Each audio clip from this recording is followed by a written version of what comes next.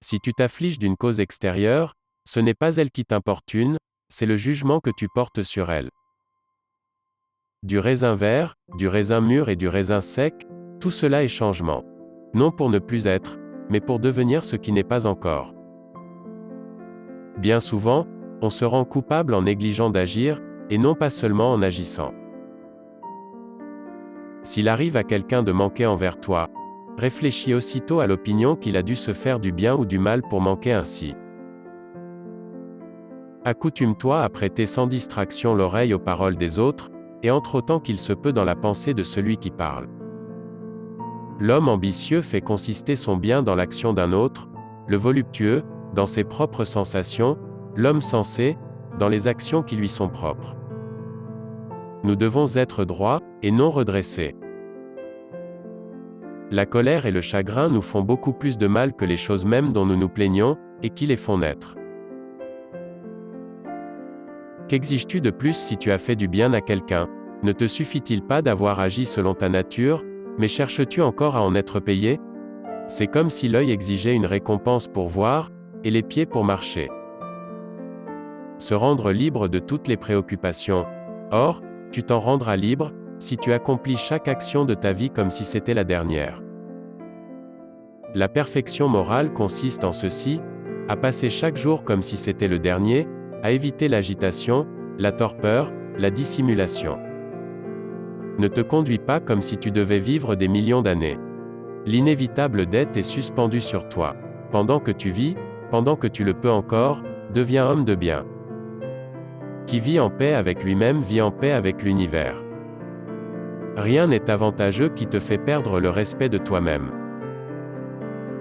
La nature rend chacun de nous capable de supporter ce qui lui arrive. La meilleure façon de se venger d'un ennemi, c'est de ne pas lui ressembler. On est souvent injuste par omission. Les effets de la colère sont beaucoup plus graves que les causes. Accomplis chaque acte de ta vie comme s'il devait être le dernier. On ne perd d'autre existence que celle qu'on vit, et on ne vit que celle qu'on perd.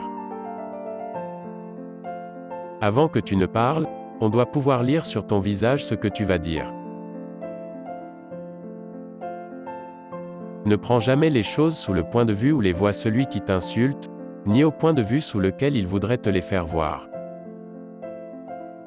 Tout ce qui ne rend pas l'homme plus mauvais vis-à-vis de lui-même, ne peut pas non plus rendre sa vie plus mauvaise, et ne peut lui nuire ni au dehors ni au dedans. Ne fais jamais quoi que ce soit à la légère, et règle uniquement tous tes actes d'après la réflexion, complément nécessaire de la pratique. Quand la flamme de la lampe continue de briller jusqu'à extinction sans rien perdre de son état, la sincérité, la justice, la tempérance qui sont en toi vont-elles s'éteindre avant l'heure? Prends garde de ne jamais éprouver à l'égard des misanthropes, ce que les misanthropes éprouvent à l'égard des autres hommes. L'art de vivre ressemble plutôt à la lutte qu'à la danse en ce qu'il faut toujours se tenir en garde et d'aplomb contre les coups qui fondent sur nous et à l'improviste. Fouille en dedans. C'est en dedans qu'est la source du bien, et elle peut jaillir sans cesse si tu fouilles toujours. Les dogmes vivent. Comment pourraient-ils mourir à moins que les idées qui leur correspondent ne s'éteignent? Or, ces idées, il dépend de toi de les raviver sans cesse. Ce qui n'est pas utile à l'essaim n'est pas utile à l'abeille non plus. Tu peux, à l'heure que tu veux, te retirer en toi-même. Nulle retraite n'est plus tranquille ni moins troublée pour l'homme que celle qu'il trouve en son âme. Personne ne se lasse d'être aidé. L'aide est un acte conforme à la nature. Ne te lasse jamais d'en recevoir ni d'en apporter. Développe en toi l'indépendance à tout moment, avec bienveillance, simplicité et modestie. Ne te laisse pas distraire par les événements extérieurs. Prends le temps d'apprendre quelque chose de bon et cesse de papillonner.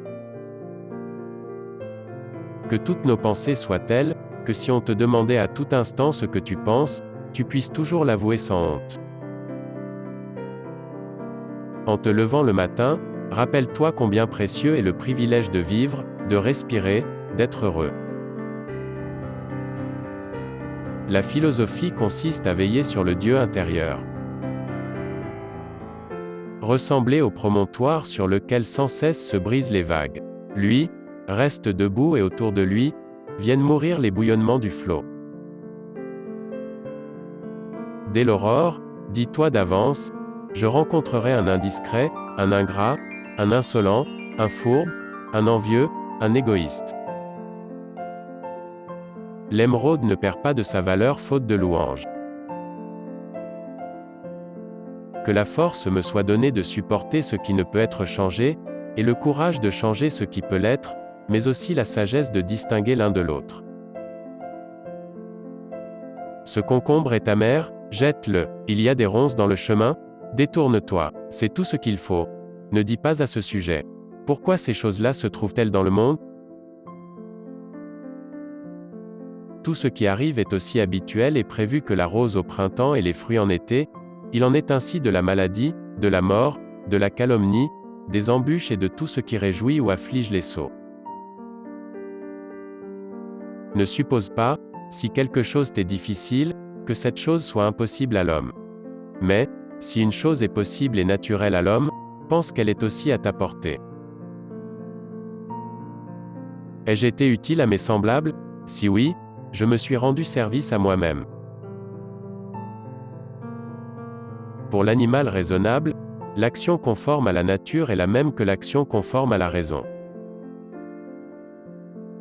Ne pense pas aux choses que tu n'as pas comme si elles étaient déjà là, fais plutôt le compte des biens les plus précieux que tu possèdes, et songe à quel point tu les rechercherais, si tu ne les avais pas. Si tu es en peine à cause d'une chose extérieure, ce n'est pas cette chose qui te trouble, c'est le jugement que tu portes sur elle. Je ne mérite pas de m'affliger moi-même, car je n'ai jamais volontairement affligé autrui. L'homme ordinaire est exigeant avec les autres. L'homme exceptionnel est exigeant avec lui-même. Un homme ne devrait pas craindre de mourir, mais plutôt de ne jamais commencer à vivre. Chasse dehors l'opinion, et tu seras sauvé. Qui donc t'empêche de la chasser? Bientôt, tu auras tout oublié. Bientôt, tous t'auront oublié. Si cet acte ne convient pas, ne le fais pas. Si cette parole n'est pas vraie, ne la dis pas. Notre vie est ce qu'en font nos pensées. Ne jamais se hâter ni tarder. Une excellente manière de te défendre d'eux, c'est d'éviter de leur ressembler. Souvenez-vous toujours que très peu est nécessaire pour mener une vie heureuse.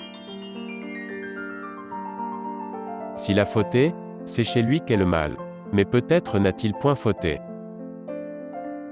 Ils condamneront la vertu en profanant de malveillantes paroles. L'union des sexes, c'est un frottement de ventre avec éjaculation dans un spasme d'un liquide gluant. Ce sont les pensées d'un homme qui déterminent sa vie. La vie est courte. Il faut mettre à profit le présent par une conduite réglée selon la raison et la justice. La sérénité est l'art de se passer de l'assistance d'autrui. Attardez-vous sur la beauté de la vie. Regardez les étoiles, et voyez-vous courir avec elles.